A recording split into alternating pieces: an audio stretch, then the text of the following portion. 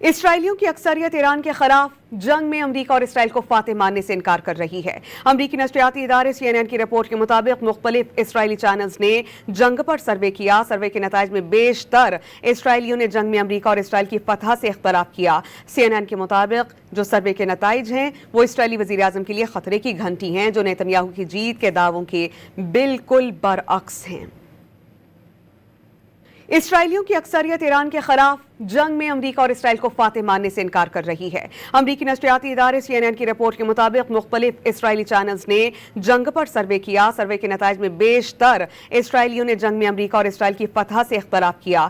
CNN کے مطابق جو سروے کے نتائج ہیں وہ اسرائیلی وزیراعظم کے لیے خطرے کی گھنٹی ہیں، جو نیتن یاہو کی جیت کے دعووں کے بالکل برعکس ہیں۔